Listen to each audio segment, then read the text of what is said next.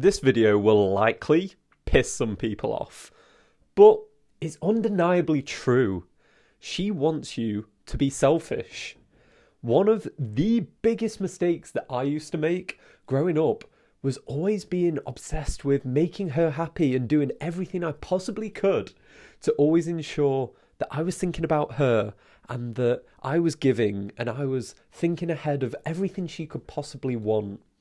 And this is such a common mistake of guys that are the nice guy, the low self-esteem guy, that they're so obsessed with always trying to give and give and give, they leave no space in the relationship for the other person to give. And the thing is, that's how we invest in something, how we get emotionally attached to something, is by putting effort in, by investing. Like, if you think of anything that you hold truly valuable, it's something that you either had to spend money on or put time into. And all you do as a guy, when you're just being that one that's on the front foot, is buying her gifts, it's planning every single day, it's always complimenting everything she does. And even in the bedroom, if you're just constantly trying to please this other girl, then it leaves no space in the relationship for her. So this is why I say, guys need to learn, especially if you're very far on this side of the spectrum, to be a bit more selfish. Because the thing is, a relationship, as cliche as it might sound, is about give and take. Because some girls actually really want to be a giver, and you don't give them the opportunity to do that. If you think about it, when it's Christmas time or any kind of gift giving time, I don't know about you, but the older I got, the more I get more satisfaction out of giving a gift and seeing how happy it might make that person than it is for receiving a gift. And you steal away that opportunity for a girl to feel good about being able to give to you if you don't have the ability to be selfish. And the reason that we struggle with this is down to our own low self-esteem. That if you don't feel good about yourself, you don't feel worthy, you feel like, oh my God, I always need to be making sure she's okay because she's with me and that's amazing and I'm just lucky to have her. So every moment I'm constantly trying to prove my worthiness to her that, yeah, please stay with me.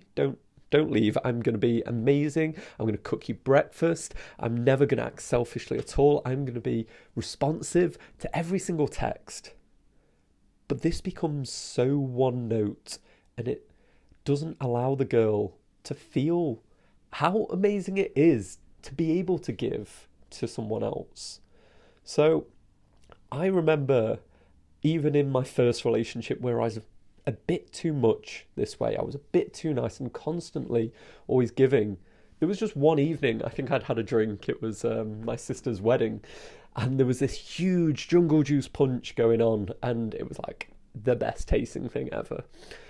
And I'd gone to get us both a glass. We were sharing a glass. And I'd gone to get us a drink. And I just stood there in front of her and drank it. And she got more and more pissed off because I wasn't giving her any. And then she ended up like trying to chase after me as I was just deliberately being a dick and drinking it in front of her. And the reason that that's funny is because it offsets against the usual kind demeanor that I'd been doing. In the food industry, they always speak to this optimal level of sweet and sour and sort of sweet and salty, that if you can create this perfect balance between the two, it becomes this moreish thing that people just can't get enough of. And that's what we have to do in our relationships, and have that sense of, yeah, you are sweet, but occasionally, just now and then, you throw in just like a moment of saltiness that I'll just deliberately be a dick and drink the drink in front of her, knowing like full well we can go grab another. It was a matter of principle that I wasn't just being, oh, here's your drink. It was offering us something different, because that's what we crave in a relationship, is novelty. And you can find that novelty within the same person. That's the mistake that people make, thinking that they've always got to go elsewhere. If you're someone that has that balance in check and can act authentically. Because the thing is, this isn't like some fake game that you're playing out. You can just be truly authentic. You are two distinct individuals. The thought that you would agree on absolutely everything is fundamentally a lie, and the other person will start to feel that eventually, because if you're thinking for yourself and you're a genuine autonomous human being, then you're not going to agree on anything. You are going to have differences, and that's what someone wants to be in a relationship with. They want to be in a relationship with a real person, not just some slave that's going to say yes to everything and never have that opportunity to be a giver and to see that other person maybe go for what they want. Because one of the most attractive traits a man can have is to be the guy that goes after what he wants, that he is the one that pursues that. And if you always subjugate your desires and your wants to her, that's a reflection of how you operate in the world, that you will never put your wants, your needs first. And once again, this doesn't mean you need to be a selfish arsehole. This video is about balance, and I'm speaking to the people out there that are like me, that are naturally on the kinder side, who don't want to just disappoint people unnecessarily and actually enjoy being kind. So then it takes a little bit of conscious effort to remember to put maybe what I want first, to even be playful with that.